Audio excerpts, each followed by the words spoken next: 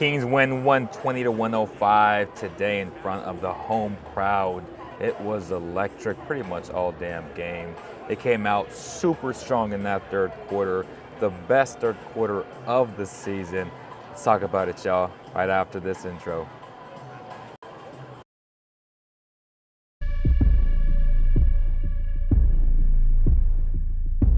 I don't want to be average. And, when you don't want to be average, you won't settle, Scream at you and all that stuff, and you have to embrace the noise. So I ended up making a documentary or like a short video and I called it 10,000 Hours.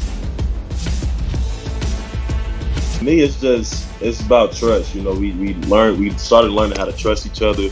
And as we went along, that trust got stronger. And I love playing that type of offense, man. It was very fun. And it was cool to play that in college because that's what the fans want to see. They want to see a tempo game. Be a staple. Be that person. Be a role model for the city. I always try to work today for a better tomorrow. I'm never trying to work today to fix yesterday's mistakes. So that's been a motto that I learned years and years ago.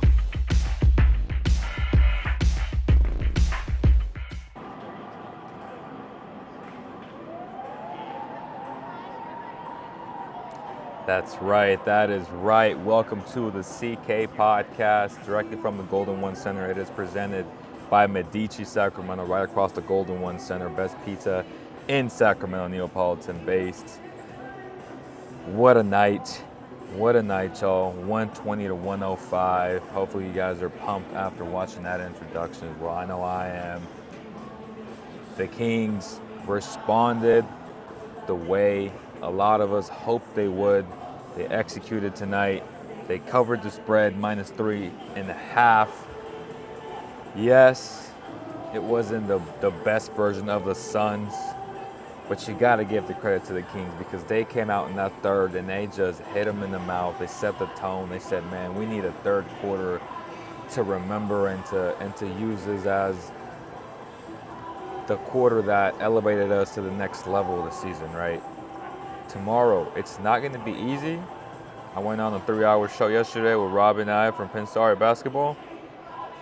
I said I'm not worried about the T-Wolves, but on the back-to-back, you just never know, right? It's not about wins or losses for me for back-to-back. It's about the entertainment value, the version that you're going to get, that the fans are going to get tomorrow night. That's what I'm worried about. But in terms of wins and losses, the Kings have a huge opportunity to essentially shut a lot of the hate, a lot of the talk, a lot of the chirping around them. That's what we got to look for tomorrow night. It's, again, a huge opportunity to go up against Anthony Edwards, Anthony Towns, and them boys. I think the Kings are a mismatch against that team, if I'm being completely honest. Kings are just too fast. But it's going to be a nice test because the T-Wolves are here right now, probably at the Sawyer. So, talk about tomorrow night. Let's talk about tonight, though. 120-105. First quarter, there was a mistake where I think they played 52 seconds over, so they brought the time down. It felt pretty long. Didn't know really why.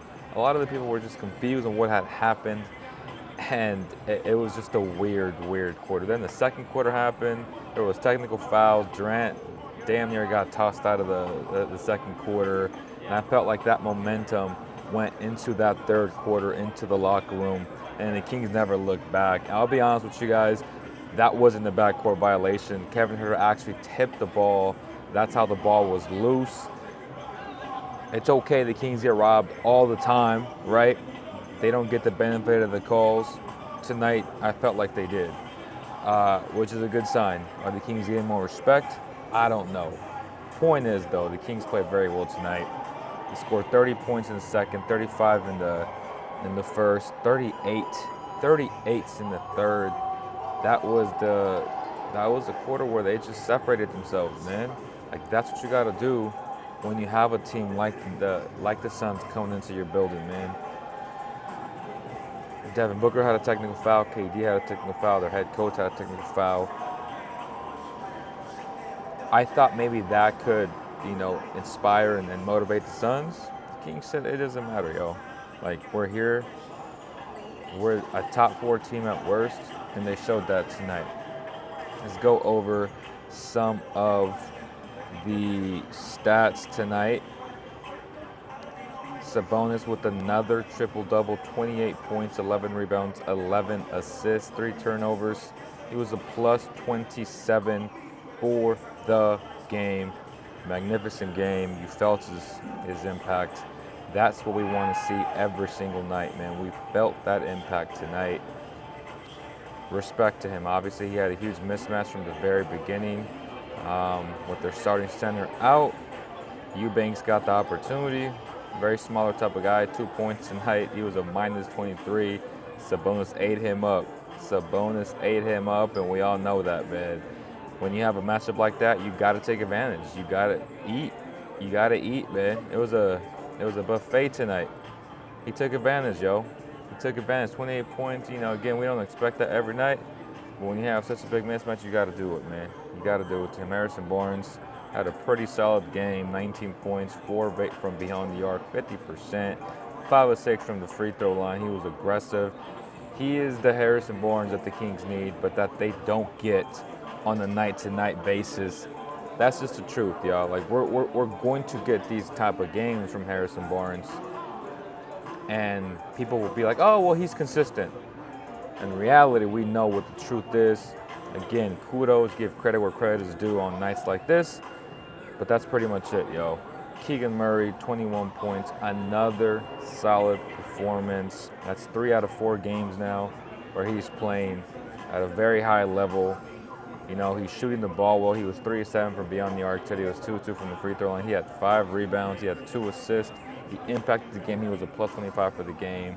Shout out to Keegan Murray. He set the tone early by trying to take on the challenge with Devin Booker. That was nice to see. The Kings switched a lot today, which again shows a little bit of that versatility that they've been missing for a long time. Obviously, you know, we talked about trades yesterday on a 3-hour show.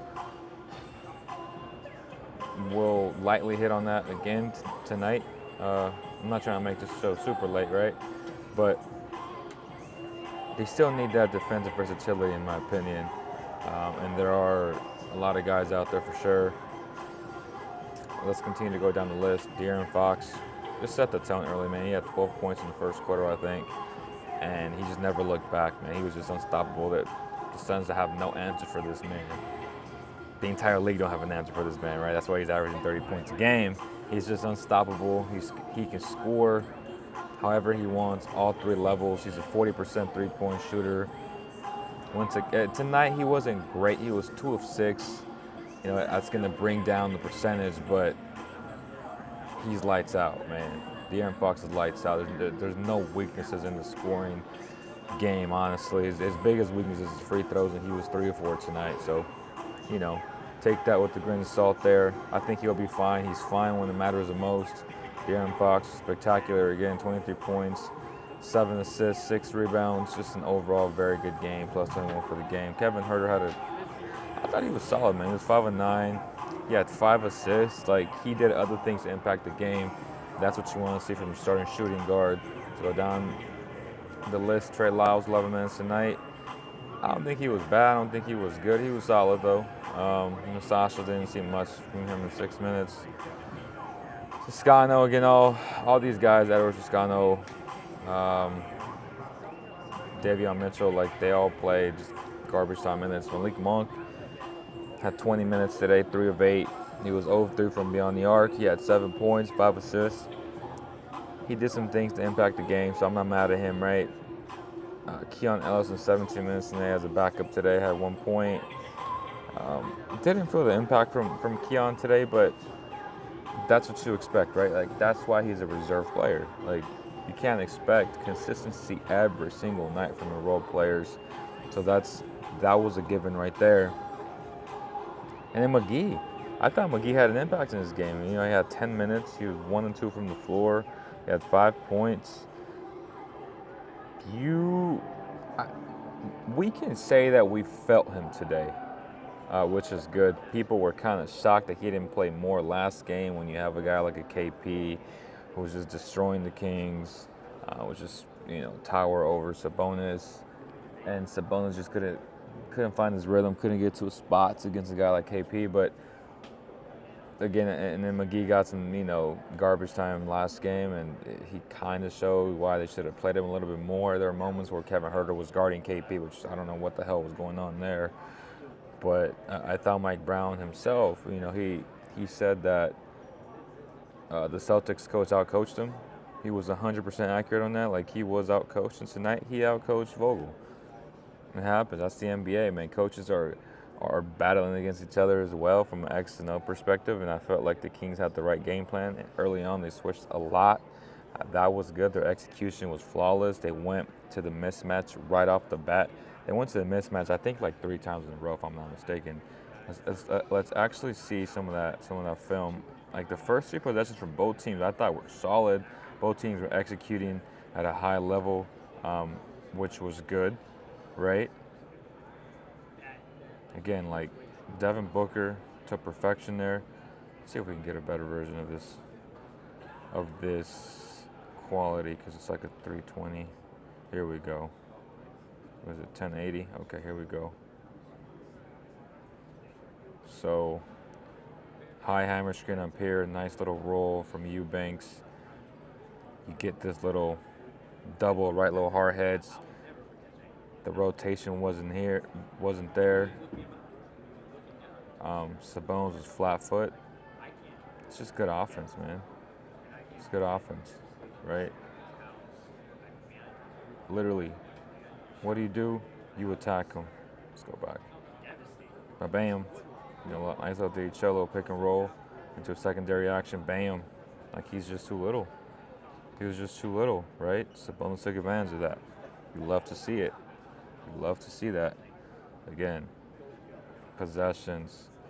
Nice little DHO here. Little pick and roll. Great skip pass. Wide open. Shebang. It's just like their offense was just rolling in the beginning. I pointed that out. I tweeted that out. I'm like, man, like these two teams are very good offensively. They're executing at a high level. You love to see good basketball, honestly. Like, I wasn't hating on that at all. Again, just a great action. Like, if we see what they did here, right? You got movement everywhere. You have a nice little back pick here from that's not Eubanks. That's the guy that trips everybody.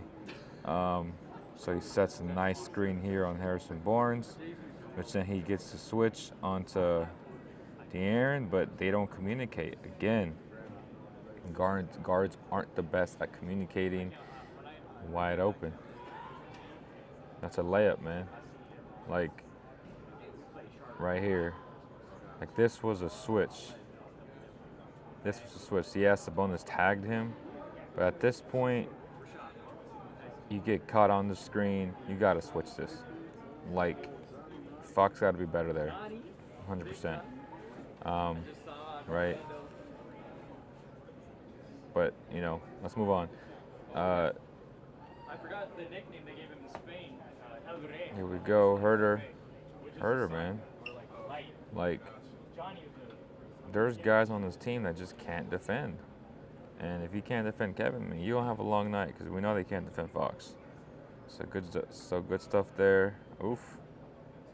So let's go back to this so we can. Again, Kevin, 27 minutes tonight, 13 points. I thought he was solid. He impacted the game in different ways. 5 assists. He was solid tonight. He was definitely better than Malik Monk. But that's why he got more minutes tonight, right? It's just one of those things where you just go with the guy that has it going. And right now, or tonight, Kevin Huerter had it going. It was just a balanced attack. Everybody, 28, 19, 21, 23, 13.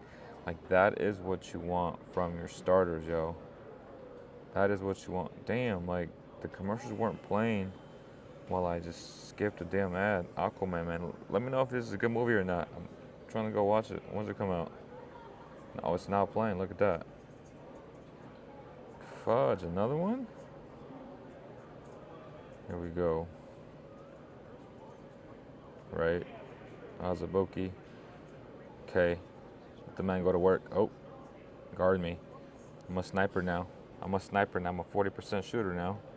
That's elite, bro. That's like what do you do, bro? Like, look where he's at. And Foxy's just a sniper, man. Here we go again. Well, I want to see this. Okay. Okay. It's a nice little blow by there.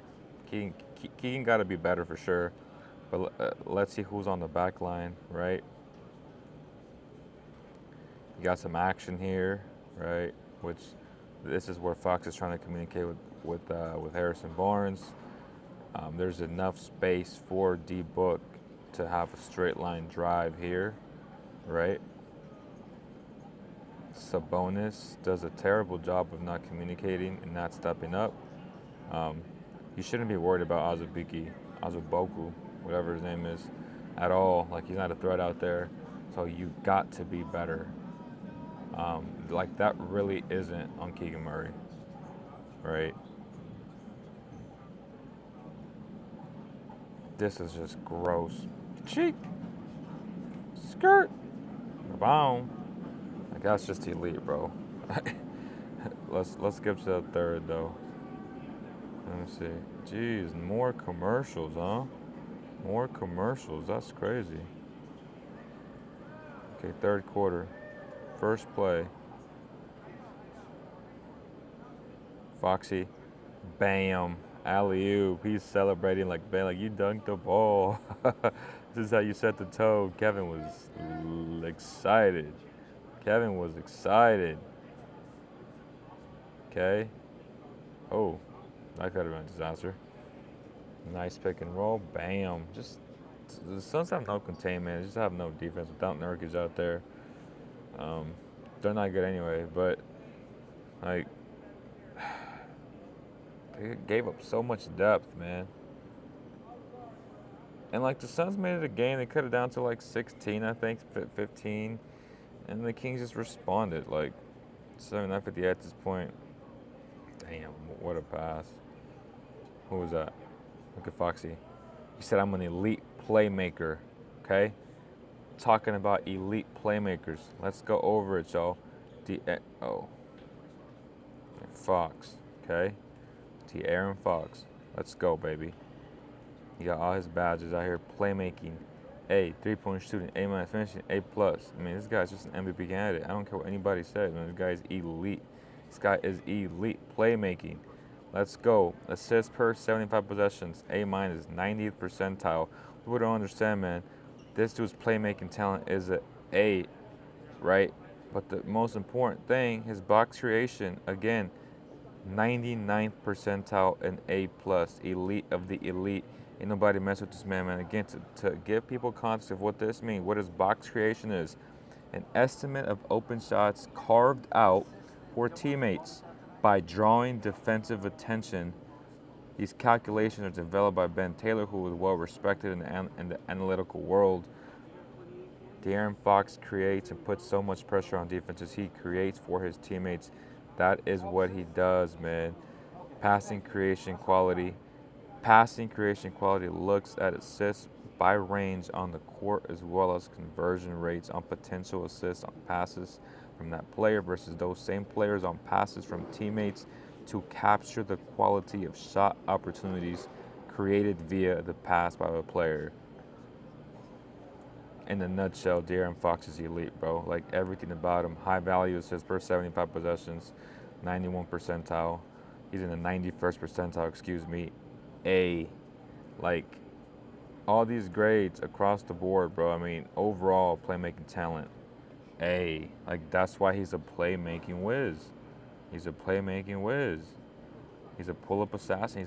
He's a giant slayer, bro. He gets downhill, right? He's an interceptor. He's a contact finisher. He's a pickpocketer. He's a dead-eye damn shooter, bro. Like, that's what he does, okay? What I don't like is the fact that for his defense, for some reason, they're not showing the on-ball perimeter defense anymore, which is disappointing because I know it'd be really good. He's been good with loose balls. An estimate of percentage of loose balls a player recovers. This data point often correlates with grittiness and effort on defense. effort on defense and gradiness. That is what De'Aaron Fox is and does for the Sacramento Kings. 83rd percentile, A-, man. I'm going to take that every single time, y'all.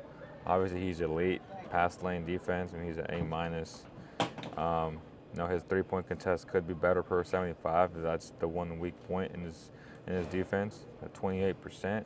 But I think the context here as well. I mean, yeah, it's bad. I'm not going to sit here and just sugarcoat that. Like, he needs to be better. I would say, just to add to that, there needs to be context of what his role is defensively, and he's a point of attack defender. Where if you look at who he guards the most, right? Point guard, 86th percentile, he guards him damn near 40% of the time. Like, he takes on the challenge of always wanting to guard the best point guard on the other side. Like, that is what De'Aaron Fox does, yo. That is what De'Aaron Fox does, yo. Again, just finish off the film real fast. I'm trying to go back and forth further with the numbers to give you guys some context of what De'Aaron Fox truly means to this team and what he has done league-wide and just the impact that he has on this game. Like, that's what he does. So, 88, 62 at this point. KD getting buckets, getting to a spot. I mean, that's just elite, right?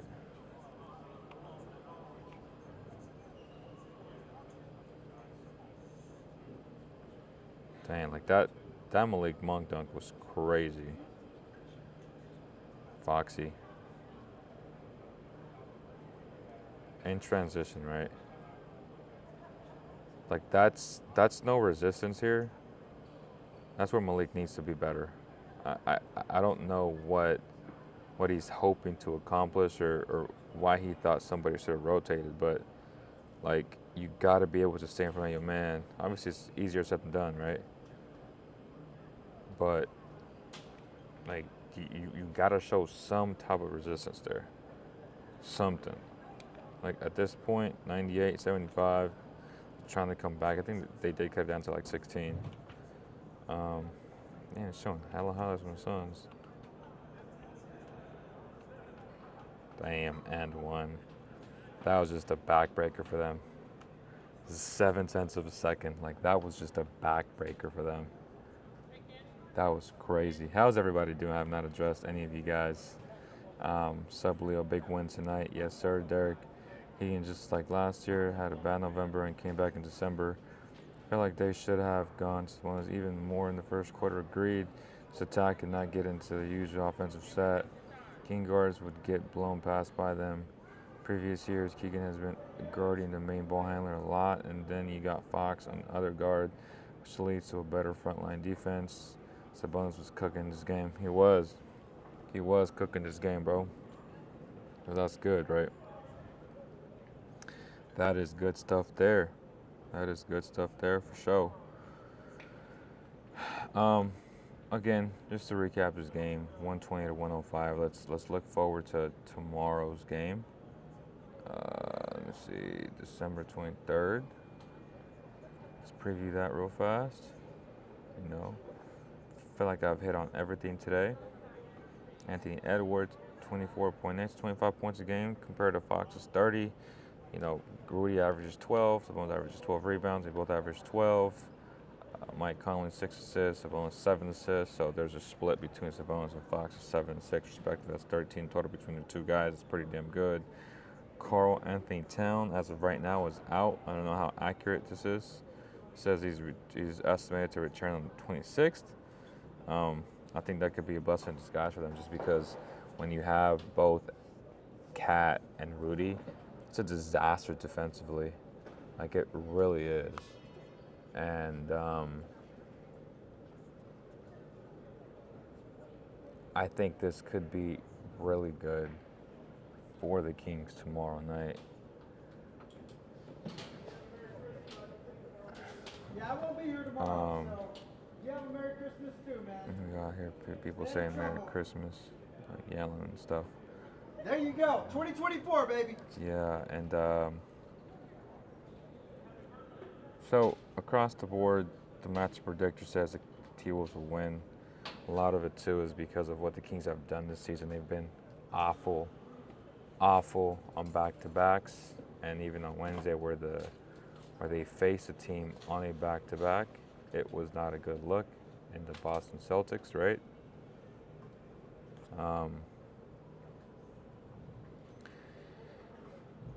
But I think I'm feeling pretty confident tomorrow for the Kings. I believe they'll finally play one good back-to-back, and they win. They're going to beat them. They need to beat them. If they beat them, they'll get them to 7 losses, and the Kings will. I don't know where they be right now. They're 4th.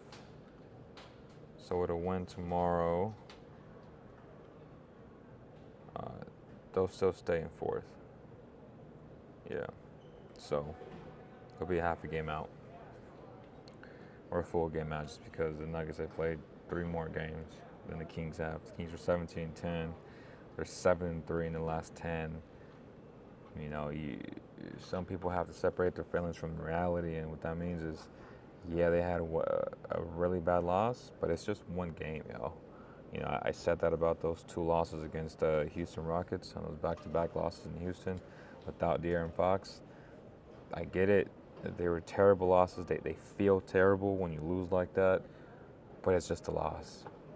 Like that's all it can. It counts as one loss, whether you lose by 1,000,000 or whether you lose by 1. Like, it's the same thing. It's one loss. Obviously, you want to be more competitive. You want to see where you're at. Like, test yourself. But at the same time, it's like, just got to move on. It's a long season. It's a long season. You just got to be cognizant of that. And even when you win games, like tonight, it's over. Whatever. You won the game. Whatever. Like, you got to be focused. You got to be locked in. You got to be ready for tomorrow, because tomorrow, Timberwolves, they got something to prove to the Kings. They're like, nah, we're the best team in the West record-wise. You're going to come into your building. Y'all came into ours, embarrassed us. We want to come into your building and embarrass you. So they're going to get an early punch from the Minnesota Timberwolves. The Kings got to be able to handle that punch, yo. Like, they got to be able to handle that punch. Will they? I believe they will. Right now, their point differential is at plus 0.6, which isn't great. Like, the T-Wolves have done a good job, right? They're damn near plus 7. Thunder, surprisingly, are plus 7.7. They're the best in the West. That is crazy. They're on a 3-game win streak. The Kings have beaten them twice. They're a fun team. Like, SGA is legit, right? Fox is legit. But I'm just saying, like, I'm sorry, I'm like watching people like on the court. Like, I'm trying to hoop too. SGA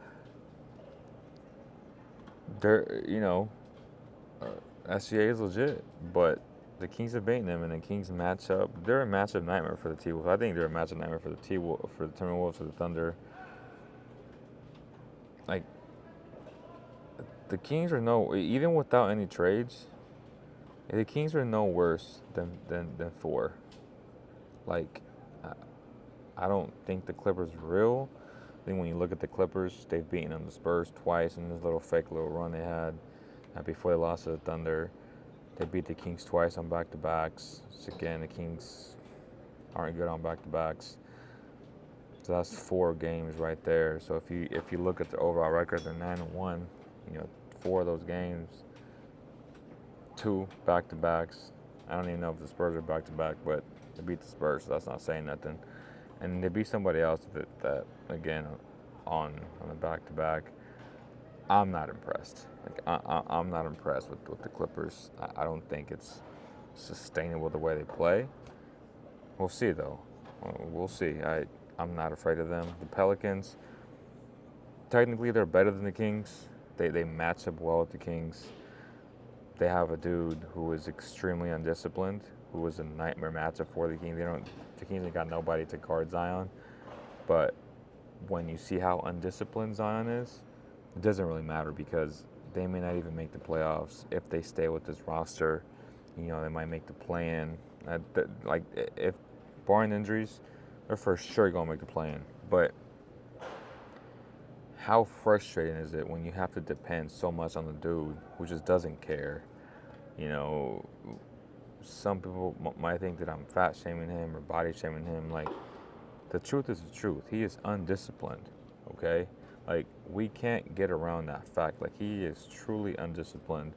And it's unfortunate because, you know, his contract is no longer guaranteed.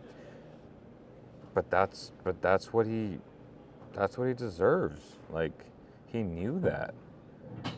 And he just has really bad habits. And that's why I don't trust him to be there. Like, yeah, the Kings can't guard them, but like, are they supposed to be worried about the Pelicans?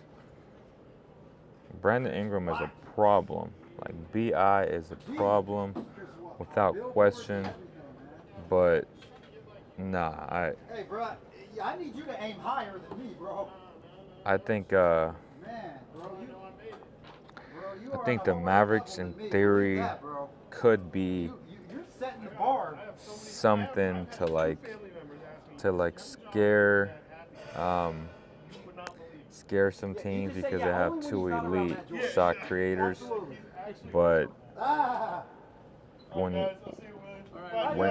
when you look at their overall team, it just doesn't scare you. You know what I mean? Like, they don't really have defensive, quote unquote, stoppers, true 3-and-D type of guys. Like, I like Grant, I like Josh, but I don't know. And the Rockets are an up-and-coming team. They're solid, but they're not a threat.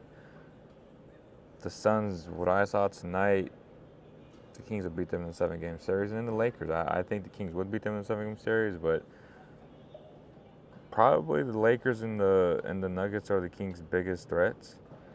Other than that, I don't see anybody beating the Kings. So depending on who your matchups are, the Kings have a shot, man. Even without making a trade. You know, again, they've had some frustrating losses. This year's probably been more than last, where they just look like when they lose, they look really bad. So it's just part of this crazy year so far. You got a team that on the outside looking in, again, I'm not worried about Golden State, the Memphis Grizzlies. John Morant's legit, man. He's come back and they've won 2 games. They won the first against the Pelicans in crazy fashion. He said, I'm him. And then he came back and he smacked Tyrese, who's just struggling right now. That's a topic that is frustrating because he's apparently a 94 overall on 2K now, and there was a headline from Basketball Breakdown saying that he's the best point guard in the game or something like that along those lines. I'm just like, he went from beloved to now it's just extremely overrated. I hate to say that, but he's getting way too much attention, way too much love, and he hasn't garnered that much, to have that much respect when he's never had a winning season. I get it. It's not fair to judge it on that, but at the same time, it's like, damn, like Luka was doing it big right off the start, like right from the jump. So if we're gonna proclaim somebody like that, like, why not hold him to the same standards? Like, why do we gotta move the goalposts because he's a likable dude and we all like Halliburton. We all think he's a great person. We all think he's a great player. But what has he truly done? Like, throughout the longevity of an 82-game season, he's lost. I mean, he has a famous quote, "I'm a loser." Again, love the guy, but right now, the way he's being treated and perceived, it's unfortunate for guys like SGA and De'Aaron Fox, who just have put a body of work for multiple years now. But you have Tyrese outshining them, which is just crazy. And obviously, John Morant is going to always get headlined because of how he plays, how explosive he is, how entertaining he is. So Jaws is always going to have coverage, like no matter what. And obviously with his off-court stuff, is going to keep his name relevant no matter what, good and bad, right? Good attention, bad attention. It's all attention at the end of the day. But yeah, the Kings at worst are 4th. At best are 2nd. The way it is now, because we still got to give the Denver Nuggets the respect they deserve. I mean, they're the NBA champions.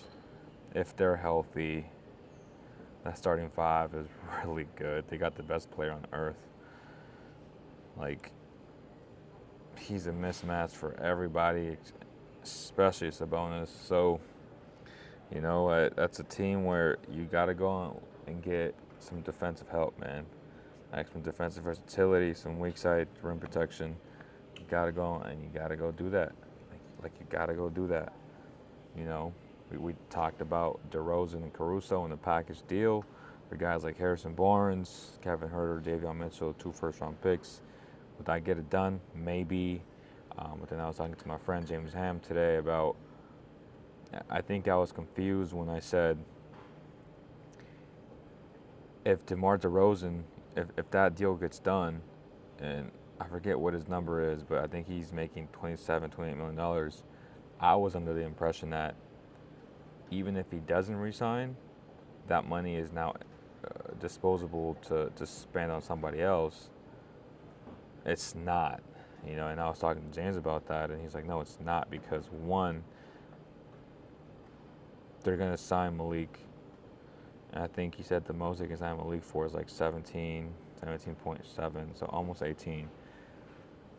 And, you know, hypothetically speaking, say he doesn't resign, like, you're working over the cap, and all you would have is your mid-level, which is like, 11, 12, 13, somewhere around there. So you don't even get that money back in a sense. So you're losing all these players.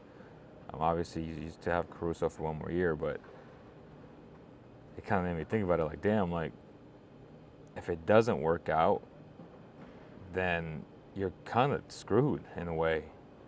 Because what if DeRozan wants to go play with LeBron or play with somebody else? We don't know. Obviously, you're hoping that it works out, and you're hoping that he does resign. Now that I think about it, I was like, whatever, like, put the chips in, get rid of these guys, you upgrade. Obviously, it's an upgrade. But if you lose DeRozan, damn, like, that's going to hurt. Because now you lose 2 guys that have been starters for you, and the guy like Kevin Huerter and Harrison Barnes, whether or not they're not the perfect player, they're not always consistent, but like, they're starters on a very good basketball team in the Sacramento Kings. So, and the same goes for Siakam. So if you trade for Siakam or DeRozan or anyone who's expiring, like, that money, whether that be $40 million with Siakam or, you know, 28, 29 for DeRozan, you're not able to use that cap space on somebody else if they don't resign. That obviously gives you the bird rights to sign these guys, which gives you some type of confidence, but damn, that's risky. Like, I was just like, damn, like, the salary cap thing is stupid. It's crazy, but it changes something. Like, it definitely changes what you do, how you approach it. Like, if you're not 100% sure, you know, but that's gonna do it with y'all, man. I appreciate you guys. Hopefully you guys enjoy your night. Be safe out there. Don't drink and drive. God bless you guys. And I'll see you guys on the next one, y'all. Peace.